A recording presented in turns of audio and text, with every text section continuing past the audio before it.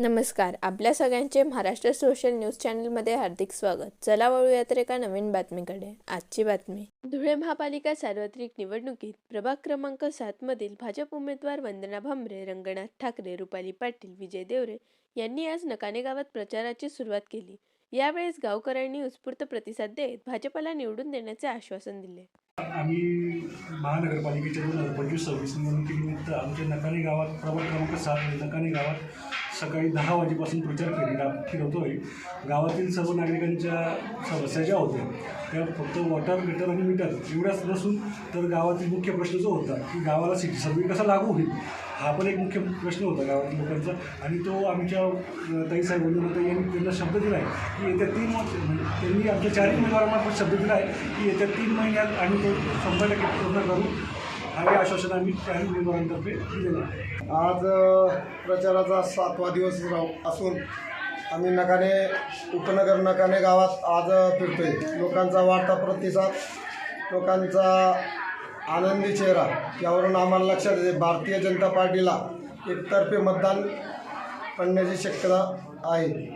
आमचे 4ही उमेदवार अ गटातून सौ वंदनाताई भांबरे, ब गटातून श्री रंगनाथदादा ठाकरे, क गटातून सौ रुपालीताई पाटील व ड गटातून मी विजय अरुण देवरे आम्ही 4ही लोकांना भारतीय जनता पार्टीने अधिकृत उमेदवारी जाहीर केली. त्यामुळे मी भारतीय जनता पार्टीचे सर्व नेत्यांचे आभार मानतो व माझ्या प्रभागातील सर्व नागरिकांचेही आभार मानतो. खरं तर सन 2025-26च्या अनुषंगाने धुळे महानगरपालिकेची सार्वत्रिक निवडणूक लागलेली आहे आणि आम्हाला 4ही लोक, मी स्वतः वंदना संजय भांबरे, आमचे रंगनाथदादा ठाकरे, आमच्या रुपालीताई पाटील आणि विजूभाऊ देवरे, आम्हाला प्रभाग क्रमांक 7मधून भारतीय जनता पार्टीने अधिकृत उमेदवारी आम्हाला घोषित केलेली आहे. आणि त्या अनुषंगाने आज आम्ही नकाने गावामध्ये प्रचार रॅली आमची सुरू आहे. आमचा विकासाचा एजेंडा आम्ही मागच्या पंचवार्षिकला मी आणि रंगादादा आणि आता आमच्यासोबत 2 माझी भगिनी आणि माझे बंधू विजूभाऊ असतील आणि रुपालीताई असतील, हे नवीन आहेत.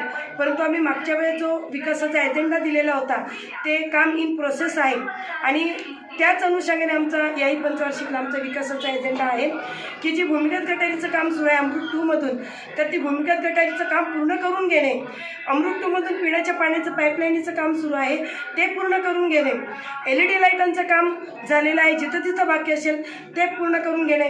एवढंच नाही तर आमच्या मायमाऊल्या मातांच्या हाताला काम देणे.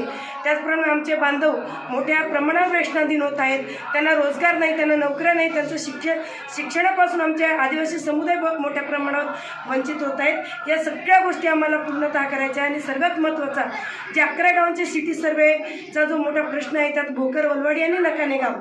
तर निवडणूक झाल्यानंतर मायबाप जनतेने आम्हाला भरघोस मतांनी निवडून दिल्यानंतर फक्त 3 ते 4 महिन्याच्या आत आम्ही सिटी सर्वे 100% आम्ही लागू करणार आहोत. कारण ते काम पूर्णत्वास आलेलं आहे. म्हणून माझ्या मायबाप जनतेला मी हात जोडून विनंती करते की आपण कुठल्याही चुकीच्या गोष्टींना बळी पडू नका. बातमी आवडल्यास चॅनलला लाईक व सबस्क्राईब करा व दररोज अशा नवनवीन बातम्या पाहण्यासाठी चॅनलला फॉलो करा. धन्यवाद.